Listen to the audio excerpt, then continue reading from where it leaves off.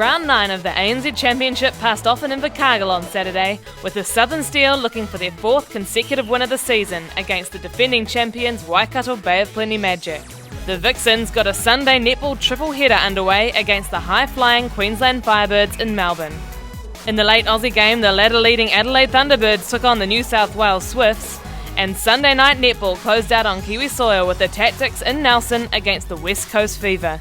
The final game of the round had the Central Pulse hosting the Northern Mystics at home in Porirua. So let's check out all the action. Invercargill hosted the Southern Steel and the Waikato Bay of Plenty Magic in a crucial match for both teams' finals chances. It was a tightly contested opening 15 minutes, but it was the Magic who claimed a 2-goal quarter-time advantage. The second quarter was a total demolition by the home side as they rattled off 22 goals to the Magic's 11. The Steel nailed all 22 shots in the second period, with captain Jody Brown taking on a share of the load with 9 goals as the Magic defence sat back on Steel star Janelle Fowler. The Magic fought back in the third quarter with some impressive work in defence to trim the lead by 2 goals, but they still trailed 43-50 at the final change. The home side were impressive and held their nerve in an even final quarter to record their 4th straight win, 65-58.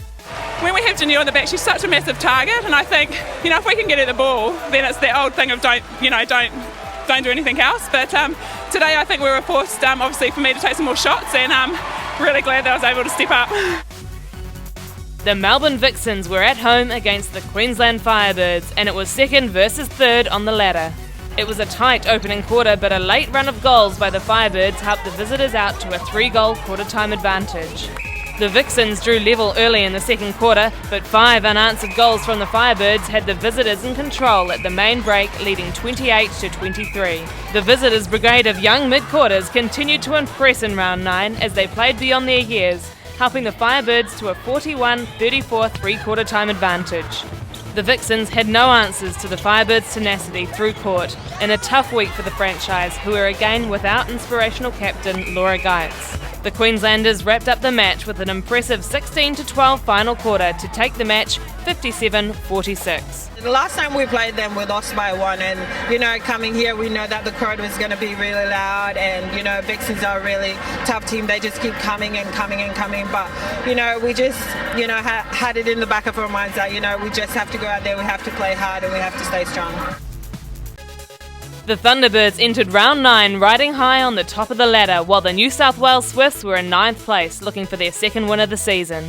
It was a match most penciled in for the side from Adelaide, but the Swifts soon showed they were intent on being spoilers as they claimed the opening period 12-11. The home side shot the first 5 goals of the second quarter, but a stoppage by the Swifts helped stem the flow of the Thunderbirds' goals. The Swifts sank the last 5 goals of the second to take a narrow 24-23 half-time advantage. The third period was a seesawing affair, with both sides taking the ascendancy only to be hauled in. The Swifts held their nerve towards the end of the third to maintain their 1-goal advantage heading into the final 15 minutes. The visitors jumped out to a 5-goal advantage at the midpoint of the final quarter and looked like causing one of the upsets of the season. But the Thunderbirds were not to be denied, again proving they're one of the best finishing sides in the competition to shoot 6 of the last 7 goals and claim the 50-48 victory. I thought we were really flat. I thought we really struggled to get clear all day. I thought our passing was hesitant, which isn't like us. And we just couldn't find our targets in the goals, and when it did get there were just arms everywhere and we just couldn't find a pathway to the hoop. But we fixed it up, and like I said, when the chips are down, we can bond together and show that we can win them. Nelson was the venue for the Tactix round 9 encounter with the West Coast Fever, and the visitors needed to win to keep their finals hopes alive. The opening 15 minutes was dominated by both attacking ends, but the Fever pulled clear in the closing minutes to claim the period 19-17.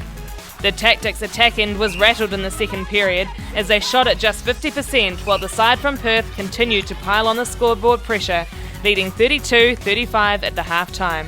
The third period was riddled with errors from both sides, but the Fever again managed to make it count on the scoreboard when it mattered to push the margin out by a further 4 goals. The Tactix claimed the final quarter, but the damage was done and the Fever took the match 64-55, their 4th win of the season. We were patchy. I'm certainly happy with the win, but you're right, it was a bit of a struggle sometimes. I think we got out to 10 goals in a row and then let them back into the game. That is certainly an area we need to improve on. The final match of round 9 saw the Central Pulse at home in a must-win clash against the Northern Mystics. It was a goal-for-goal first quarter, but the Pulse nailed the last 3 goals of the period to jump out to a 17-14 quarter-time advantage. The Mystics were still in the match in the second quarter, but a string of errors cost the visitors as the home side took full advantage to push the margin out to 7 goals at the halftime break. The Mystics introduced Catherine Latu in the third quarter, and her influence helped the visitors pull within 2 goals. A 6-1 run late in the period helped the Poles to a comfortable 47-38 three-quarter time lead.